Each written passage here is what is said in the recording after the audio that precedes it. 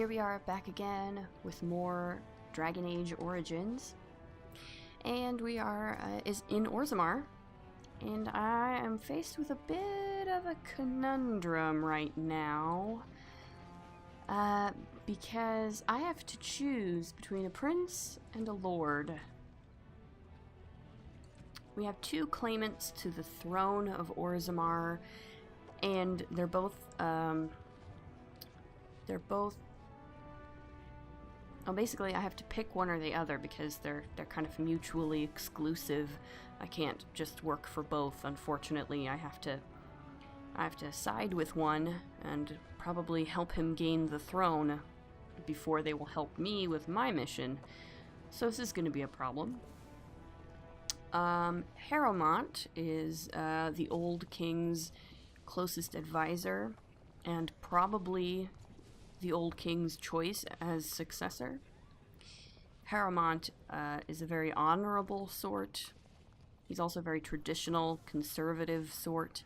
He wants to uphold the current caste system, which is kind of a problem because it's not actually working very well for the dwarves. Despite their sort of adherence and loyalty to it, it's really not working very well for them, quite honestly. You have to understand, any dwarf that goes to the surface is automatically declared casteless. If you choose to go to the surface to be a merchant, to trade with the surface, you have to give up everything. You have to give up your family, you have to give up your place in society, you have to give up everything. The hypocrisy, of course, is that Orzammar requires trade with the surface in order to continue to survive. And yet it's all technically illegal, right? You can't legally do it and still be a member of Orzammar society. So what happens is you have this entire sort of black market that has sprung up around trading with the surface, where the noble families in the Deshers and the House of and the Assembly yell about tradition and those dirty casteless thugs, and then they go home and they finance these casteless thugs who are trading with the surface in a really shady kind of black market way. It's not a very good system. It's gonna fail eventually, and it's gonna ruin the dwarves. It's not a feasible system to last. But Harrowmont is loyal, he's honorable, he's pretty honest, he's pretty trustworthy in a general sort of way. And then there's Prince Balin. Prince Balin is the old king's youngest son, and as many have pointed out, the least of his children. Balin, in contrast to Harrowmont, is not honorable, he is not trustworthy, he's very dishonest. He will use, and has used, very underhanded means. He very explicitly betrayed. He's certainly responsible for the death of his eldest brother, and he betrayed the second eldest child of the king. Basically framed them for the murder. Basically because he wanted to be the heir. So he's definitely very power hungry, very ambitious, willing to kill his own relatives to get to the seat of power. His policies, however, are much more progressive and potentially much more beneficial to Orzammar in the long run. He wants to open up trade with the surface. He wants to reform the caste system. He wants to give casteless dwarves better ways to get out of poverty and ways to get out of their casteless state and regain some sense of self-dignity. There's a lot that he wants to change about dwarven society, and some dwarves don't like that very much. A lot of dwarves don't like that very much, especially the dwarves who already have the power, obviously. The powerful never want to change a system that benefits them, right? But he does want to do some things that are potentially very beneficial for dwarven society in the long run. So that's the conundrum that we're faced with. I think really at this point my decision is gonna, in this case, is definitely gonna have to be purely roleplay. From Ariadne's perspective, Ariadne is not a dwarf. She's a human. She's a mage. She knows a lot about circle politics and has a lot of opinions about magic, about the circle, about mages and Templars, and all those things that are basically men in skirts. She does not have opinions about the dwarves. She really doesn't know much more about the dwarves than what she's read in books and what other dwarves are telling her now in Orzammar. She does not have a horse in this race. She doesn't care about the dwarves all that much, to be quite honest. And as far as she's concerned, it doesn't matter at all whose butt is on the throne of Orzammar, as long as they will help her fight the Blight. That is all she cares about. She does not care about dwarven politics. She does not want to get involved in this. She does not want to have anything to do with this, quite frankly. She would, if she could, she would just let these two guys fight it out until one of them crawled on top of the bodies and declared himself the winner. Unfortunately, she does not have the kind of time to sit around and wait for this problem to resolve itself. And so we are going to have to make a decision.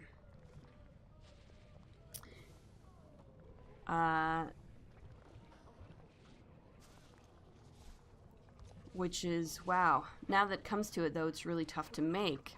Because I'm honestly not sure which side she might sympathize with more at this point. I think she does sympathize with the idea of reforming a system at this point and making changes to a system that is hurting a lot of people. As a mage, as she's experienced more and more of the world, I think she's starting to see that maybe the circles aren't quite all they're cracked up to be. And that mages could probably use a little bit more freedom. I'm not sure that she's totally gung-ho, let's abolish the circles completely and just have total mage freedom and get rid of all the Templars. I don't know that she would go that far yet, but I think she would definitely, at this point, maybe consider herself a reformist, a reformer of sorts, someone who is interested in reforming the system and making some changes to it so that it is fairer for the people involved in it. But I'm not sure that she would necessarily want to destroy the system completely at this point. Let's head to Dusttown, because we haven't been there yet, and we can run around Dusttown a little bit while I continue to sort of mull over this choice. Let me guess. This is where the poor people live. Good guess, Alistair. Good guess. Yeah, I have to confront this thug because, as you'll possibly recall, somebody stole a book from the Shaperate, and he's probably a casteless thug, and I assume this is probably him. So yeah, I think certainly the Ariadne who first left the circle at the very beginning of the game would probably have sided automatically with Harrowmont and his sort of traditionalist, don't rock the boat ways, and especially his honor, his sense of honor and his sense of honesty. Because I feel like that's the kind of person that she was drawn to before all this began. Now, I think she might be swinging a little bit more to Balin's side. I don't think she likes Balin as a person, but I think she kind of understands the idea of wanting to be a reformist of sorts. There's a rich one. Yeah. Surprise, surprise. We'll get plenty for their kid once we cut them out of it. I still remember my first battle. Alright, let's get you.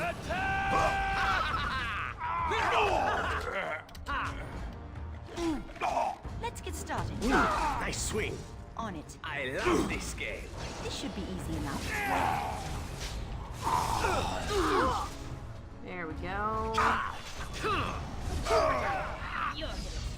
Oh, I'm almost dead. We should probably fix that. There we go. I do not need healing. I can heal myself, thank you. Did anyone else need healing? Actually, you could probably use a little heal. Right. So. Is there no loot on any of these guys? There's no loot on any of these guys. Okay. Here's some rubble. As you wish. Cast lists. Alright, cool.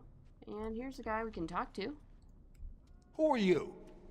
You don't look like any guardsman I ever saw, and that's not much of a uniform. Really? It's a Grey Warden uniform. I think it's pretty snazzy. I'm Ariadne, a Grey Warden. Oh, you looking for a chance to bring in some coin? Could be I have that opportunity. I don't know, maybe. Especially for someone with a few connections above ground. I'd have to hear what you're asking. No offense, but your kings have some laws that don't make sense in a practical kind of world. Yeah, so do yours. Like about who gets to buy and sell lyrium, the sacred gift the stone provides us to show her love. Uh-huh. No law should regulate that. Uh-huh. The laws are meant to keep mages away from the stuff, so there's always buyers in the Circle Tower. I got one man named Godwin. He's expecting a delivery of a stone's weight.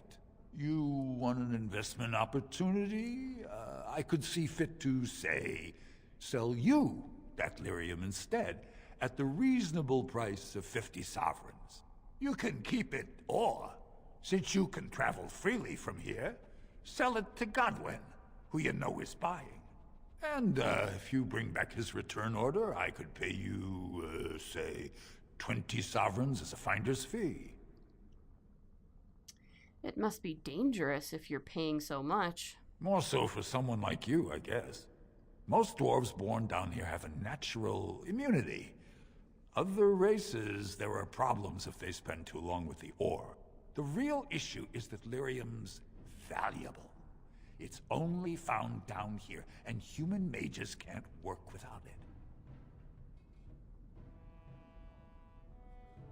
I don't have that kind of As money. long as you keep your eyes down and your mouth shut, we've got no further business.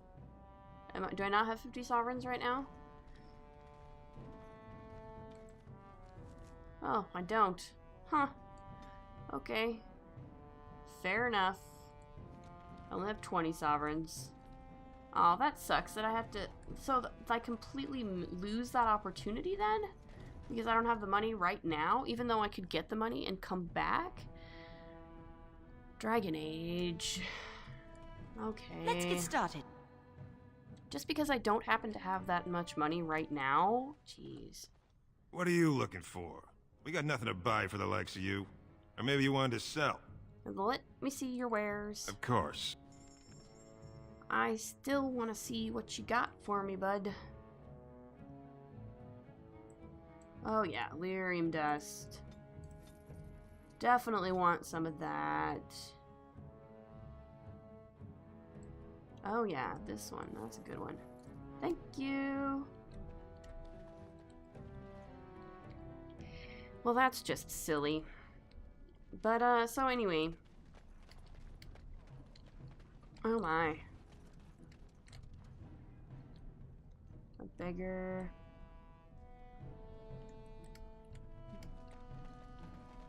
Okay, let's Spare a bit for the needy? Have you a coin to spare, milady? It's for my son. He's sick.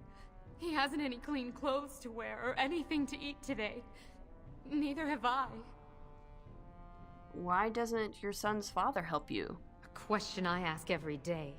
He was eager enough for a daughter who would bring him into the mining caste. But since the boy was born, I've not seen nose or heel of the lout. And me alone on the street, forbidden to return to my family unless I... But no, I can't bear to even think of it. What does your family want you to do? My son's father is casteless, as is he. I used to be a miner, but my parents stripped my caste and refused to accept me back. Unless I agree to abandon the child in the deep roads and pretend I never bore him. That's horrible. I cannot abandon my baby. No. The Shapers teach that only children of true lineage exist, not those born casteless. But they never carried a child. He cries like any other infant, and smiles when he's warm and full. I can't kill him because of an accident of birth, an accident I forced on him. There's a couple of different ways to resolve this.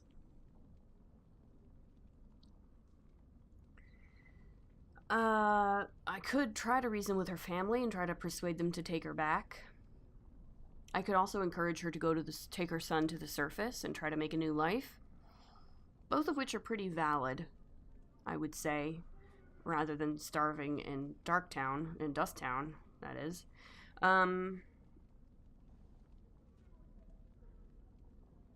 I think, though...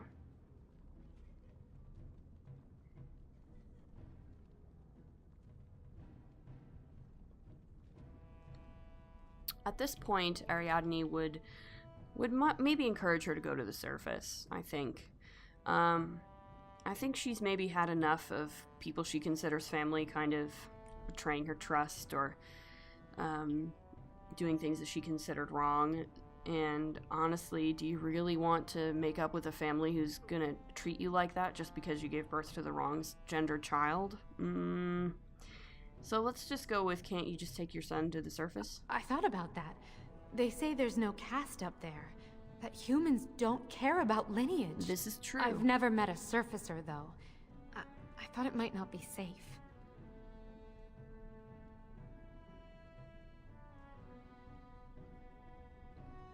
It will be hard, but you can make a life there. I'm not afraid of hard work. Only of being somewhere with no chance to do it. Yeah. If it gives my son a chance to live, I will go. Thank you, stranger, for opening my eyes. Perhaps I'll see you next in the light of the sun. And hopefully your baby too, because seriously, that sucks, man. Okay, I think, honestly, I think that conversation has really swung me in favor of helping Balin. I think that talking to that woman about her baby is really showing her that Harrowmont's honor doesn't mean anything when people like that woman are suffering and her innocent baby are suffering just because of this caste system. Like, that's just wrong. It's just wrong, and it shouldn't happen. So what is it exactly that the Sisters of the Chantry do for amusement? Oh dear. Do they not have sisters in Antiva, Severin? Naturally. Yet we are hesitant to speak to the sisters back home. They are Atia Negrano. How do you say it? Pure, not to be spoiled. And you would spoil them just by speaking to them? You really have no idea, do you? Oh dear. I wasn't born in the Chantry, Severin. Sisters, we had many ways to pass the time. Work, for instance, and prayer. No time for leisure at all? I was not there for idle pursuits and pleasures, Severin. I was there to contemplate my relationship to the Maker. And that's it? Sounds bloody boring. What did you imagine your Antivan sisters did exactly? Well, in Antiva, the Chantries make much of the wine, so I suppose I assumed they drank it? I doubt that very much. And there goes one childhood dream. Oh I my. think I once longed to be a brother. Oh dear. Oh, Zevran. Zevran. I just wanted to take advantage of this bridge here, because this bridge is a really good place to get party banter. One of the better places to get party banter in the game, actually. Let's head to the Diamond Quarter. Because I think I do want to deal with Balin. I think, Balin's tactics are underhanded. I don't have to like the guy I think this is what Ariadne is thinking right now, is that she doesn't have to like the guy personally. If his ideas are the right ones. Legion of the Dead sighted battling Darkspawn near Orzammar. They have no... Legion of the Dead warriors secretly wear Prince Balin's colors. Our prince has Orzammar's deadliest warriors behind him. That's the Royal Palace. I think I need to talk to the guy in the assembly again. This should...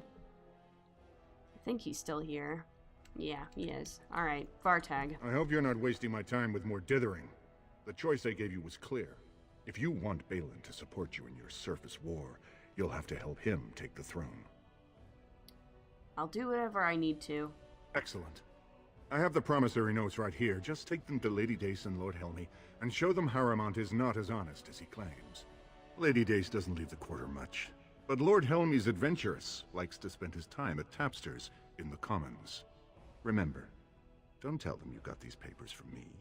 You learned of them and drew your own conclusions. Yeah, I hear ya. Okay.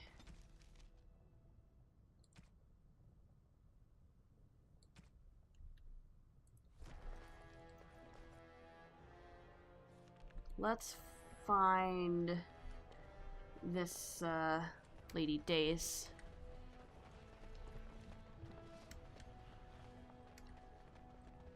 Lord Harrowmont, said to have kicked casteless in the street. Lady Dace. What do you want?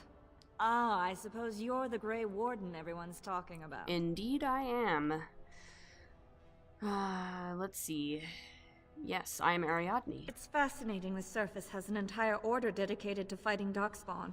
Down here, that's just what fighting means. But I'm sure it's more difficult on the surface. It must be much harder to find them. Probably. Are you Lady Dace? I am. And what business would you have with me? You might want to look at these papers. Well, this isn't exactly a surface broadsheet. Where did you get these?